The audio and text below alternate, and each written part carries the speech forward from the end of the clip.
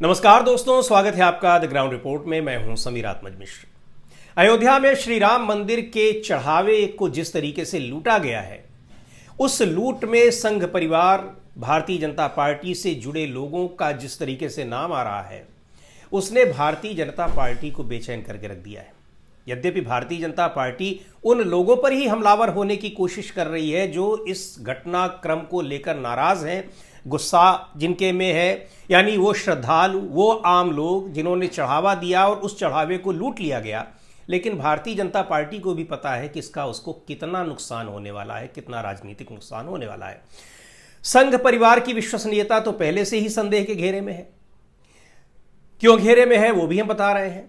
लेकिन अब संघ परिवार को भी लग रहा है कि ये इस तरीके से जो कुछ इतना बड़ा साम्राज्य भी तैयार किया गया है, जब वो उसका ग्राफ गिरने लगेगा तो साम्राज्य के टूटने में भी ज्यादा वक्त नहीं लगेगा। ये उनको भी पता है। हवा में भले उड़ रहे हो, लेकिन अब धीरे धीरे ये पता लग रहा है। कैसे पता लग रहा है? अब दत्तात्रेय होस बोले जैसे आरएसएस के नेता अब खुलेआम इसकी आलोचना कर रहे हैं। महीना भर बीतने वाला है, अभी तक किसी की जबान नहीं खुली। लेकिन अच्छा, प्रधानमंत्री नरेंद्र मोदी का अब सीधे सीधे लोग नाम लेने लगे हैं, जिम्मेदार लोग लेने लगे हैं। उस पर भी हमने पिछला वीडियो बनाया था, आप उसको जरूर देख सकते हैं। भारतीय जनता पार्टी के भीतर बेचैनी इसलिए है क्योंकि इसका उसको बड़ा राजनीतिक नुकसान होने की आशंका दिखाई पड़ रही है। आने वाले दिनों में 2027 में उत्तर प्रदेश में ही विधानसभा के चुनाव है। 4 अन्य राज्यों में भी है और एक 5वां उत्तर प्रदेश में भी है। उत्तर प्रदेश में भगवान राम के नाम पर, राम मंदिर के नाम पर, अयोध्या के नाम पर जब भारतीय जनता पार्टी ने या संघ परिवार ने लोगों की भावनाओं का राजनीतिक इस्तेमाल किया, एक तरीके से कहा जाए कि भगवान के साथ छल किया, हमेशा उसको राजनीतिक नुकसान उठाना पड़ा। ये भी सही बात है कि राम मंदिर के आंदोलन को लेकर ही वो आगे बढ़ी, उसका राजनीतिक फायदा भी उसको मिला। 1985 के चुनाव में जब बेतहाशा उसकी हार हुई, हार क्या, उससे पहले कोई ऐसा नहीं था कि बहुत बड़ी जीत हुआ करती थी। लेकिन 1985 में जब केवल 2 सीटें मिली तो फिर सीधे सीधे बीजेपी, उसके पहले उसका एजेंडा या उसका जो चुनावी घोषणा पत्र हुआ करता था वो संविधान के अनुरूप हुआ करता था, जैसे अन्य राजनीतिक दलों के होते हैं। लेकिन 1985 के बाद उन्होंने कहा कि अब हमको सीधे सीधे उतर जाना है सांप्रदायिक राजनीति में। भारतीय और इसमें उस सांप्रदायिक राजनीति को पोषित करने के लिए एक अच्छा मुद्दा मिला, चूंकि उसी दौरान विश्व हिंदू परिषद ने श्री राम मंदिर का आंदोलन चलाया, अयोध्या में जो बाबरी मस्जिद और राम जन्मभूमि का आंदोलन था। फायदा भी भारतीय जनता पार्टी को हुआ। उस विश्व हिंदू परिषद के साथ जुड़कर, या कहें कि बाद में तो उसको पूरी तरीके से कैप्चर ही कर लिया जब राज्यों में सरकारें बनने लगी भारतीय जनता पार्टी की, उसको किया। और 1989 के लोकसभा चुनाव में उसका फायदा भी हुआ। जहां 2 सीट पर भारतीय जनता पार्टी थी लोकसभा में, उसकी सदस्य संख्या वो सीधे 85 पर पहुंच गई। इतना जबरदस्त उसको फायदा हुआ, तो उसको लगा कि अब इसके अलावा हमारे पास दूसरा कोई ऐसा मुद्दा नहीं है और हमें दूसरे किसी मुद्दे की जरूरत भी नहीं है। इस मुद्दे के जरिए हमने लोगों की भावनाओं का अच्छे से दोहन कर लिया। पर उसके बाद जो कुछ स्थितियां बन रही हैं, अगर जिन लोगों को याद होगा, बहुत सारे लोगों को यह पता है कि उस दौरान कितना चढ़ावा इकट्ठा किया गया, कितना उस चढ़ावे का सदुपयोग और दुरुपयोग किया गया, वो भी सबको पता है। राम मंदिर के लिए जबरदस्त तरीके से देश दुनिया में फंड बटोरा गया और उसके बाद खैर बाद में उस पर बहुत सारे घपले घोटाले के आरोप लगे और उसमें बहुत जो विश्व हिंदू परिषद और आरएसएस के बड़े नेताओं के ऊपर लगे, और आरोप कहीं और से नहीं लगे, उसी तरीके से उनके भीतर से ही लगे जैसे आज लग रहे हैं। 1992 में अब आप देखिए कि राम मंदिर के आंदोलन का फायदा केवल यही नहीं हुआ कि आप 1989 में सरकार बन रही है। उत्तर प्रदेश में चूंकि अयोध्या का मुद्दा उठाया गया, अयोध्या के राम मंदिर का, अयोध्या में था राम मंदिर और वहां से उस मुद्दे को लेकर चल रही है भारतीय जनता पार्टी। विश्व हिंदू परिषद उसको लीड कर रहा है, लेकिन वो अपना पूरा उनका साथ है। वहां पर अब जिस तरीके से 89 के लोकसभा चुनाव के अलावा जब 91 में उत्तर प्रदेश में विधानसभा चुनाव होते हैं, तो फिर जबरदस्त जीत हासिल होती है भारतीय जनता पार्टी को। 221 सीटें, उस समय उत्तर प्रदेश विधानसभा में 425 सीटें थी, तब उत्तराखंड भी उत्तर प्रदेश में ही था। 221 सीटें यानी लगभग आधी सीटें, 50% सीट जीतकर पहली बार भारतीय जनता पार्टी ने यूपी में अपनी पूर्ण बहुमत की सरकार बनाई।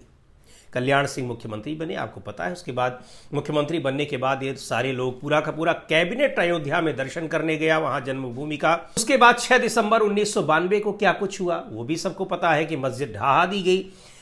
प्रचारित किया गया कि कल्याण सिंह ने अपनी सरकार शहीद कर दी, हालांकि उनको बर्खास्त कर दिया गया। बर्खास्त करने के बाद कांग्रेस, उस समय केंद्र में कांग्रेस की सरकार थी, 1992 में नरसिंहा राव प्रधानमंत्री थे।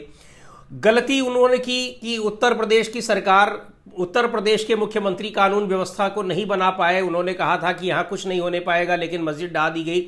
ये सारी चीज़ें अपनी जगह, लेकिन उन्होंने बीजेपी की जहाँ जहाँ सरकारें थी उस समय, गुजरात, महाराष्ट्र, गुजरात, ये राजस्थान और हिमाचल प्रदेश, उन तीनों जगहों की सरकार को भी बर्खास्त कर दिया। अब उसका क्यों कर दिया ये सब अलग मुद्दा है। कांग्रेस को इन सारी चीज़ों का बाद में नुकसान भी उठाना पड़ा, लेकिन ये अलग मुद्दा था। बात यहां पर हो रही कि भारतीय जनता पार्टी की। अब 1992 में जब यहां पर गिराई गई बाबरी मस्जिद, उसके बाद राष्ट्रपति शासन लागू रहा, फिर 1993 में चुनाव हुआ।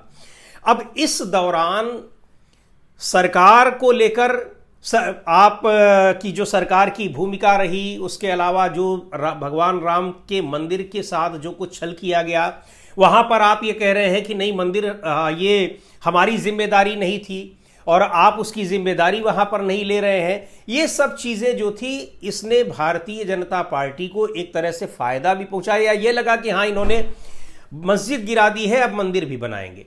लेकिन आप देखिए कि 1993 में फिर जब उत्तर प्रदेश के विधानसभा चुनाव हो रहे हैं, उसमें तो बीजेपी को सफलता नहीं मिली। जहां पूर्ण बहुमत की सरकार थी, घटकर 177 सीटें आ गई।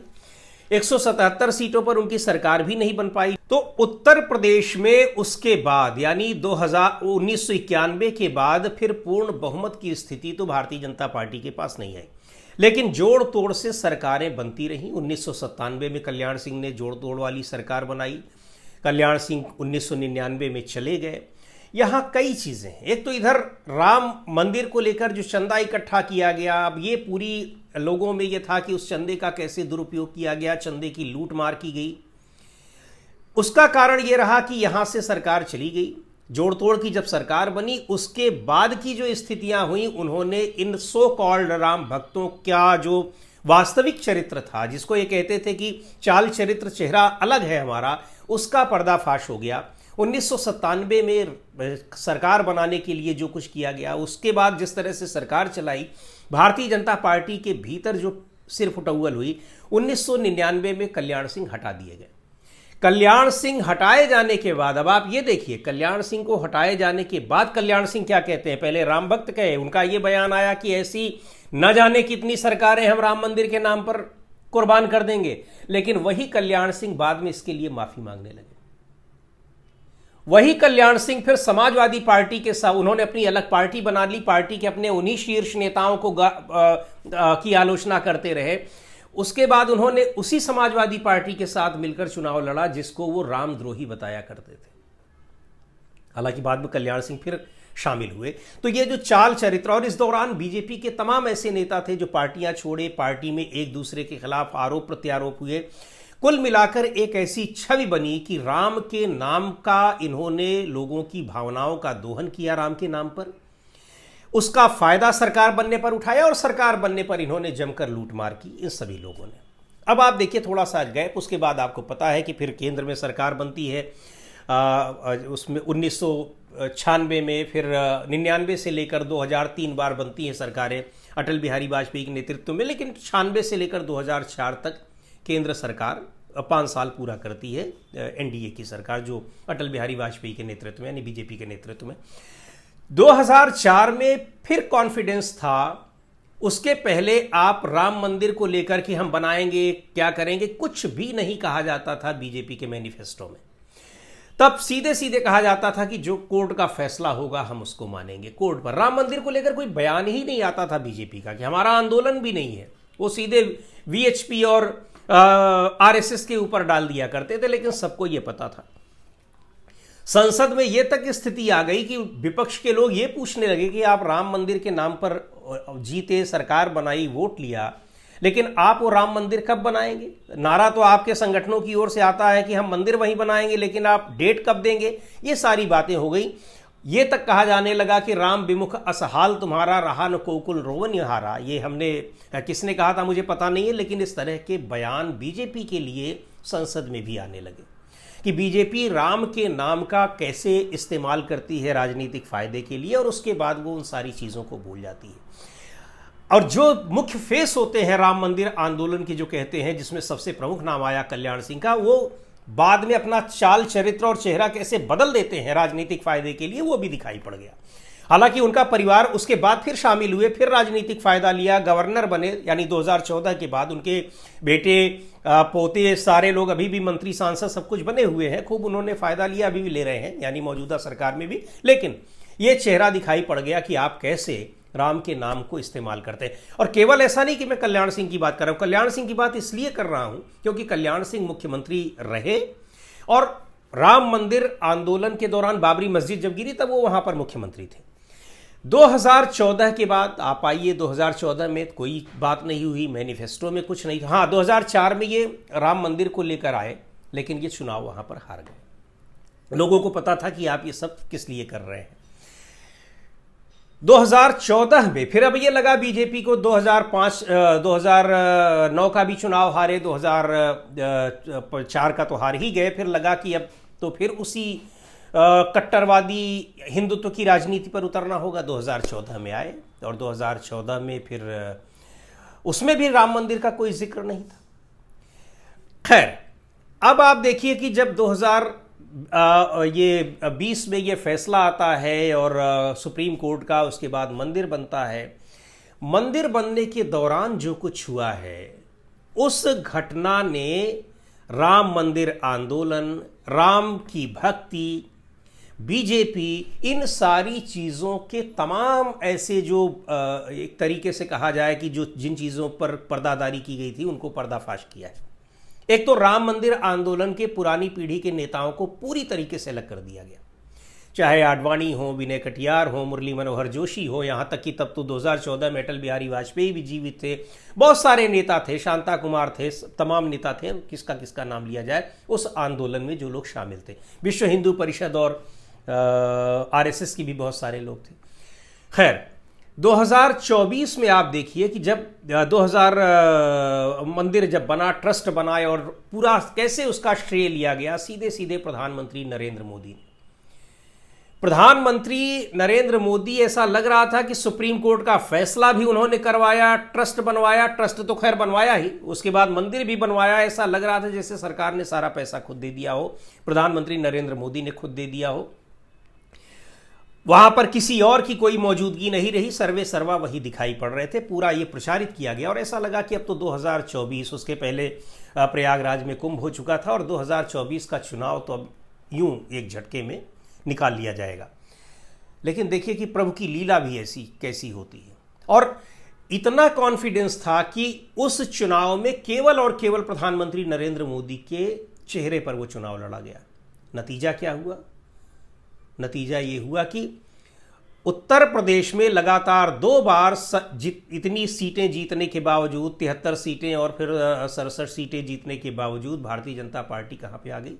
33 सीटों पर आ गई, आधे से भी कम पर आ गई। और अयोध्या, जिसको लेकर और ये कहा गया कि राम को लाए हैं, ये प्रचारित किया गया कि राम को हम अयोध्या में लेकर आए हैं, मतलब अब उसकी चर्चा अगर की जाए तो वो बहुत ही एक आस्थावान व्यक्ति अगर होगा, राम के प्रति आस्था होगी, तो उसकी आस्था वास्तव में ऐसे लोगों के प्रति क्या होगी, ये सोच पाना बड़ा कहा जाए कि महत्वपूर्ण होगा कि कैसे लोग हैं कि आप भगवान की आस्था को भी कैसे कैप्चर कर ले रहे हो। आप उन प्रभु को लाने का दावा कर रहे हो कि हम उनको लेकर आए हैं। खैर, नतीजा हुआ फैजाबाद की सीट, यानी जहां अयोध्या है वो सीट हार गए। वही सीट नहीं हार गए, बनारस भी हारते हारते बचे और प्रयागराज भी हार गए। यानी धार्मिक स्थलों से जुड़ी हुई कई सीटें बीजेपी हार गई।